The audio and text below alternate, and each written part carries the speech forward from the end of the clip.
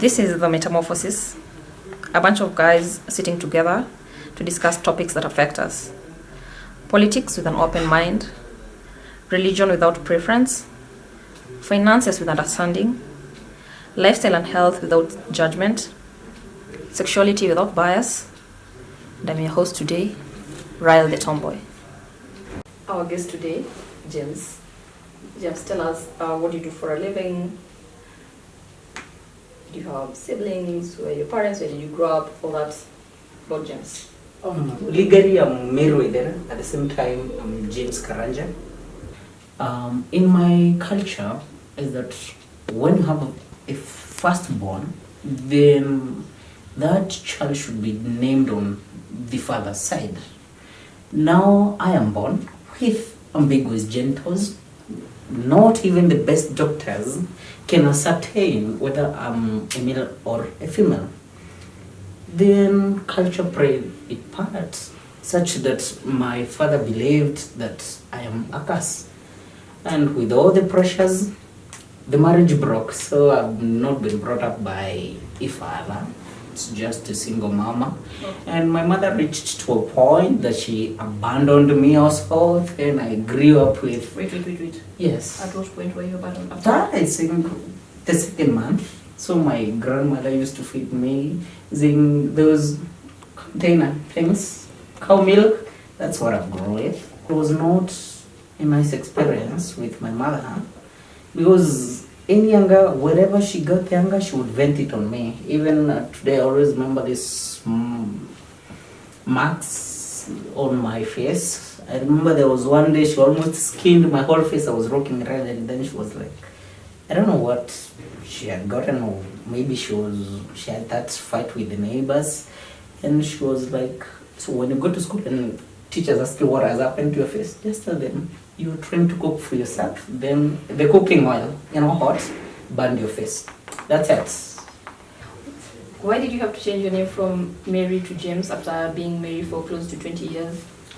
I think, when a child is born, basically what determines why one is assigned a female or male depends on what is between an individual, a child's legs.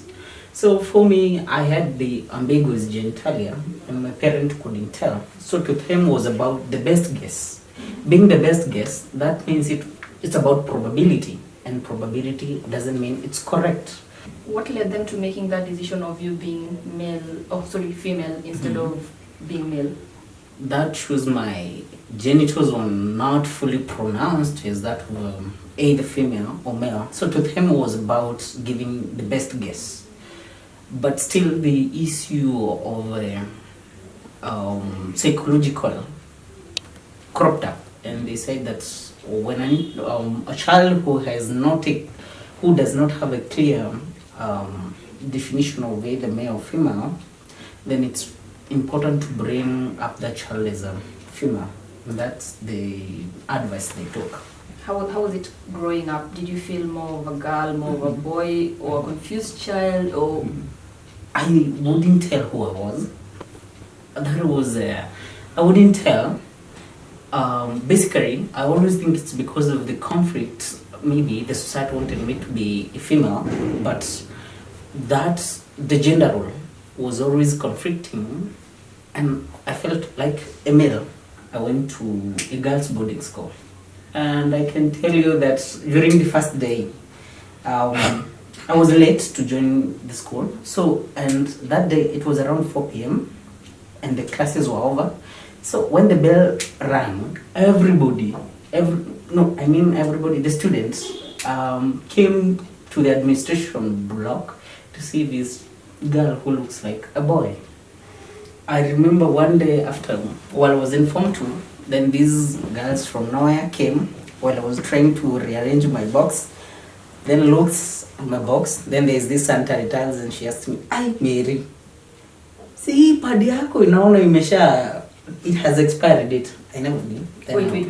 Pads have expired dates? Yes.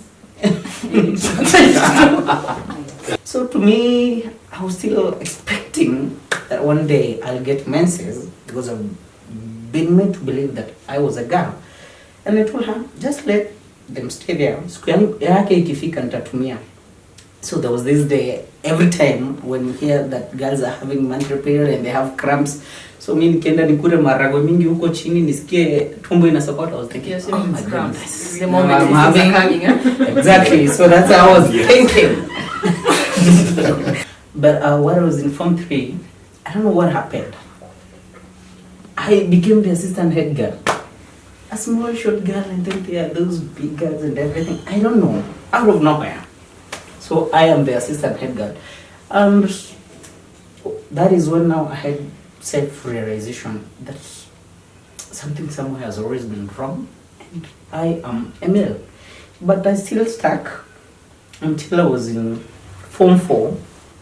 Then by God's grace, I became the head girl. So basically today I feel I cheated those people because I should have been the head boy and not the head girl. After high school I thought life would be easier, and I moved from the village that I was brought up. That was in Nakuru, in Molo. I moved to Nyandarua, where my mother was residing, because I felt I needed to take care of her. And I can tell you it was not easy. Nobody wanted to give me just even a minor job, just because they felt that I'm a curse, and if maybe they would give me their work, then it would be a bad omen. So most of the time, since we couldn't get anything to eat, my mother would go and collect some things from dustbin. Nakuja sisi tunakula. That was, that's like took 2 years. And I don't know, just a woman by the way felt good. She gave me a job, so I was working in a cafeteria and I was cooking chapati. But the worst thing was that she was paying me a half of what I was supposed to be paid, because at the end of the day, I wouldn't complain. If I would complain, I would never get that. So it was not nice, but that's how I stayed. And I would remember there were those days I felt so bad, and I even tried committing suicide 3 times, and even today I cannot explain why those suicides were never successful, because I think they would have made my life more easier. I went on to a Twitter account. I don't know how I got on a Isaac Maura, and he asked me to meet him in Nairobi. And when we met, so he asked me what I want. I told him I would want education, other than going to, those corrective surgeries and everything. But it was not successful. That was in 2015. Wait. You had corrective surgery? No, it wasn't. The idea, he sent me to some doctors in Nairobi hospital.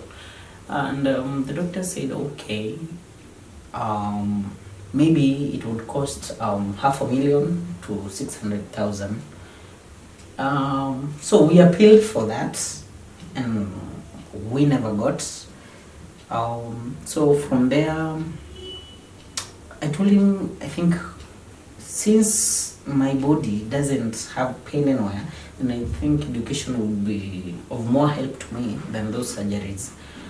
Nothing came along that time. Till now I reached to the current Kiambu women rep, Gadono Mushomba. So I explained her what I've gone through. She called me in her program. It was known as Muigwidhania in Kameme. And so she asked me what I want. I told her I don't need to go to surgeries, but I would think if I'm given a chance to go to a university, then I would be able to help myself, my mother, and other people who have gone through what I've gone through. And she asked Kenyans to contribute, and that is how I got my university school fees. When I was joining the university, I joined with midwifery, but my ID, James Karanja. So I used to maneuver using my identity card the first semester until now when it was the D-Day to do the main exams. And they are sitting, the lecturer comes in, puts the question paper, gives me the answer sheet. As I was writing my name, he requested me to sign the attendance sheet. So he asked me, young man, where is your school ID card? I told him, I don't have. He asked me, but how do I know that you're not an imposter in my exam room? And I said, but I have my identity card and everybody in class knows me. So he asked for my identity card. So my ID reads James Karanja, but what I'm going to mark on the attendance sheet is Miro Ethera. He looked at me, shook his head, and told, young man, can you get out of my exam room? It was so humiliating. I felt so bad. Whereby you can imagine a big hall, and then the lecturer believes that you're trying to impersonate yourself, sends you out of an exam room, and I was angry. I switched off my phone, and I did not even go to maybe those vice chancellors who had welcomed me. You know, I was heartbroken. Then I felt I should do something, and that was to go to public and tell them, hey guys, this is whom I've been. It is not my wish. It was a confusion by the doctors and the parents. I know you all have questions to ask, so here's your moment. Feel free. No filters. No one will be judged. Speak up. In your interaction with parents raising intersex children, what's your take on corrective surgeries and at the age that's appropriate, if at all it should be done? Decision of surgery depends. Basically, we need to understand that if you're talking the therapeutic, whereby you're doing a surgery to avert or to prevent maybe cancer or anything, that should be done right away when a child has been born. But if it is about the cosmetic, when you want something to look like something, you know, then I think that one would depend. Should be based on the best interest of the child. Let the child decide. James, what happens tomorrow? Mm-hmm. Because it's a decision you made. Yeah. There's no science behind it. You just decided one day that I feel like James. Yeah. This is me, I've decided. What if tomorrow you wake up? Decisions change. I feel like Mary. What happens to this part of your life you've lived as James? I think it's good to appreciate. I am not changing because I'm in a free space. It is good to understand, even at the moment that I'm trying to change into James Karanja, it is the law that is taking part. But law, as I said again, it's about certainty. What do you have to produce for us to believe you are a male? I've done tests that has costed more than 200,000. Now all these tests have certified that this is a male, assigned the wrong sex, based on, they explain in medical terms. That's it. So there's no way that I will come to change. And when it comes about changing, then definitely now you go back, you step aboard, and you are talking about the sexual orientation, which I'm not in. It's the human experience. You go through adolescence, you become an adult. Dating is a big part of it. So how do you date? How do you date? How do you approach it? And just give us how you do it. I assume there's a difference.